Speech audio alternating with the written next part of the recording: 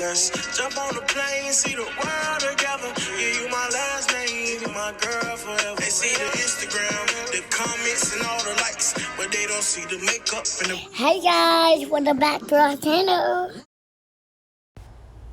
Hey you guys, welcome back to my channel, and today I'm going to be doing a closure sewing, and I'm going to be dyeing the front streaks of the hair pink. Now what you see me doing now is parting off the hair, the part that I'm going to be doing pink, and separating it from the rest of the hair. And after you do that, you're going to fill the bowl with warm water. After you fill the bowl with warm water, you're going to want to put the dye inside the bowl. And I say do not put a lot of dye inside the bowl because it will be darker depending on how much water you use. And you see I kept adding water to it. But all you do is just dip the hair in there until you get your desired color, and make sure you run your fingers through it or comb it or whatever to get the color all the way through. I see how easy that is. And this is a watercolor method, or water dyeing, something like that. But yeah, you just keep doing it like that. And once you rinse the dye out of the water, once you rinse the dye out of the hair, you want to make sure you run your fingers through it and wash it good. And I did use conditioner after I washed it too, just to make sure it didn't bleed. Now with this hair, I did not pluck my closure. If someone brings me blonde closures, I usually pluck them on their head to see exactly what I need to do. This right here, I'm just showing you the braid pattern. I just, wherever the part is going to be, I'll part it right there and braid it going down.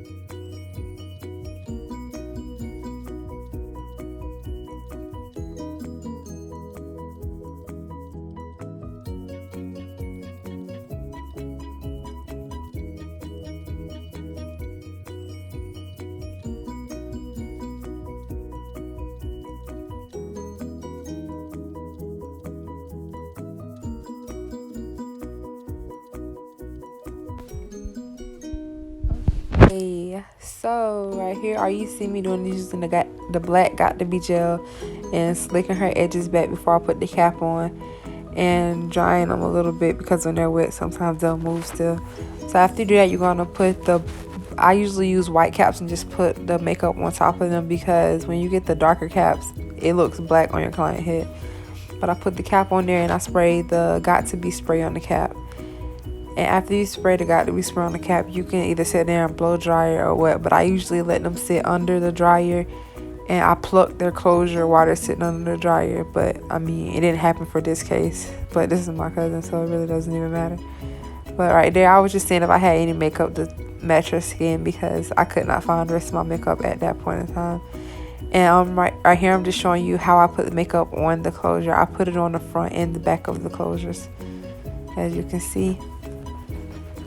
And after you do that, you're going to want to sew down the area where you're going to sew on the closure at, and put makeup on top of that area so it'll help it blend better. And when I'm telling you, makeup works way better than the lace tint when you're using the blonde hair, because your hair would be tinted that color. Like, because the lace tint goes through the closure, your hair is going to turn brown at the roots. And I know it from experience, so that's why I really don't use lace tint. I rather makeup even with the closures, like black closures and all.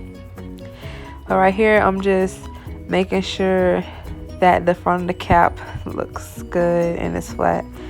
And I'm cutting off the excess cap. After you cut off the excess cap, you're going to want to put a closure on your client's head, and you're going to want to stretch it. Don't just sit it on there because it's not going to be flat. Actually stretch the closure, but don't stretch it too much because you will cause tearing. And you want the client to hold the closure down while you're sewing the closure down all the way around. And I usually go to one side to the back, but I never go to the back in the middle on that side, because if something happens where the client lets go of the closure, you can still pull the closure over to the other side, and you're kind of going to get the idea of what I'm talking about over here.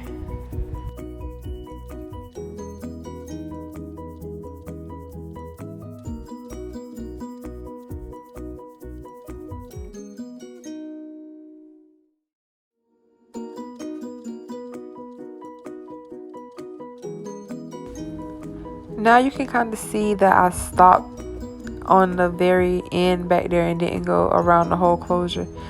That's what I meant. But yeah, also I already sewed down the other side off camera. I didn't want to be too repetitive. And right here I'm just parting the closure, making sure it's not lumpy in the middle or anything like that.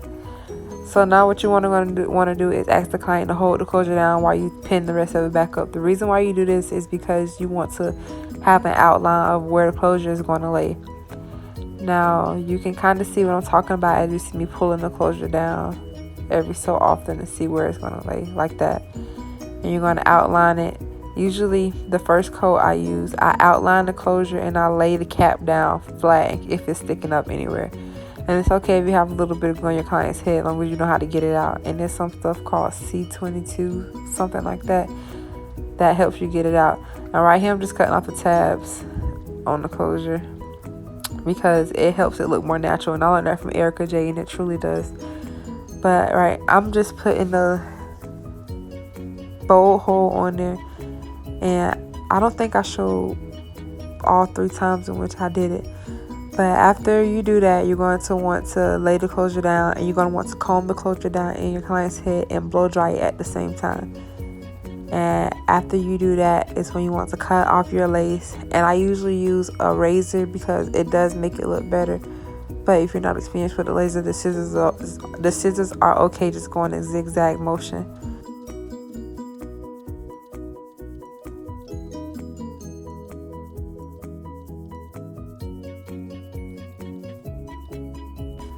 Oh, this is a big step too. Make sure you push these little tabs down on your closure, because if you don't, it could sometimes leave your closure bumpy or to where it doesn't want to lay down all the way.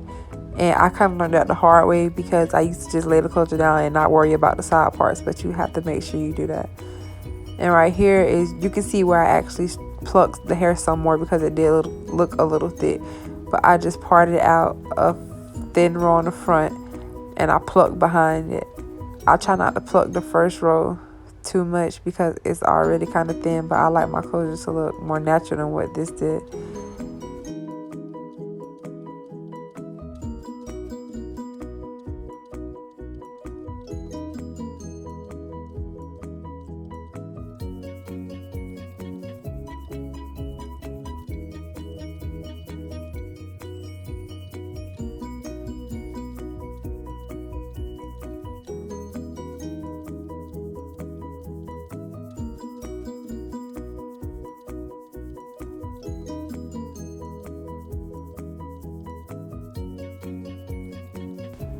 This step you don't have to do, but I usually just put the Nairobi foam on top of my hair and just comb it out and comb it back because it helps it mold better. I mean, if it doesn't work for you, it don't work for you. And if you do decide to do it this way, just make sure you don't get it on the lace because it will cause the lace to lift because it hasn't had time to settle yet.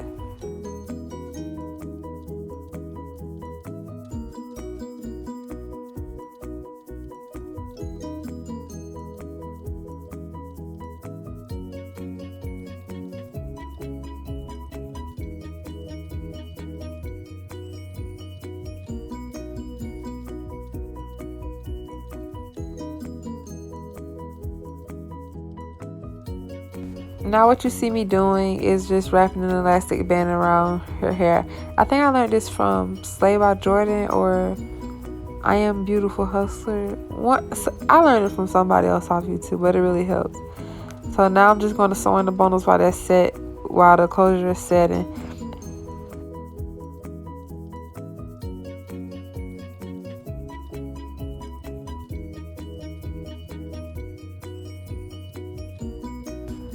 So after I finished sewing in the bundles, I just blow dried the closure because it was still wet from the foam. So I thought it was going to take me a longer time to sew in the bundles, but I actually been getting fast with that. But you're going to kind of you're gonna blow dry it out, and you are going to part it. Now, y'all, when I tell y'all this part is so ghetto, I was using my grandma hot comb for the longest, and she came and got it because she said she needs straight her hair for church, right? So my mama does hair, and she's been doing hair since before I was born. Y'all, I had to go old school on y'all and get her flat iron Marcel's, y'all, and try to straighten out her hair. And it came out better than what I thought it was going to be. But right here, I'm just using a wax stick and my Fantasia spray, heat protectant spray. And I'm using the Marcel to get this girl hair flat. And it did get flat, y'all. Like, you couldn't tell me that my hair got flat. I'm just like, oh, I did a thing, I guess. May not look exactly like I wanted to, but baby, it looked like something. Period.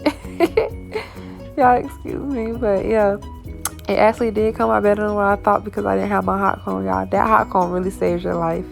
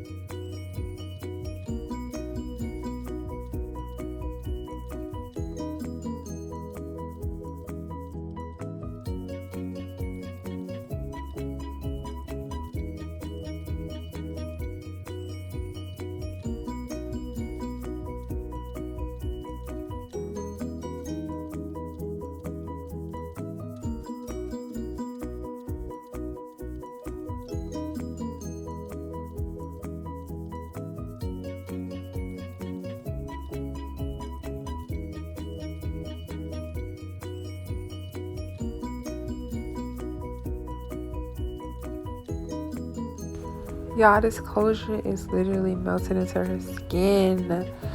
But right here, you just see me flat ironing and combing it out. I usually have my hot comb, so this was kind of aggravating, but I still made it work.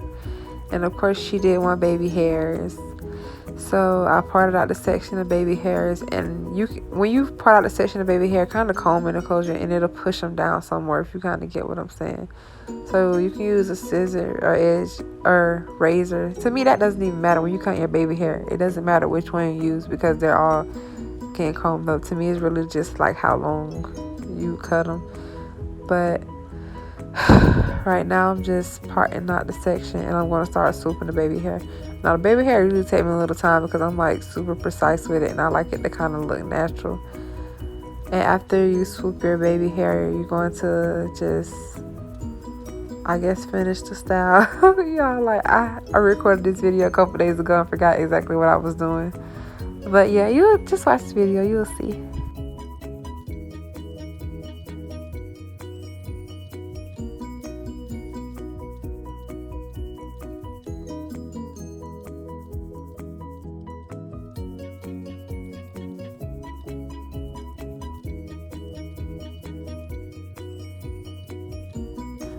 Y'all know I was forgetting something. Make sure you put makeup on your part when you get done. It makes it look 100 times better. I promise you guys. Like, look how much better that look. I hope you guys enjoyed the video. Like, share, and subscribe. Goodbye.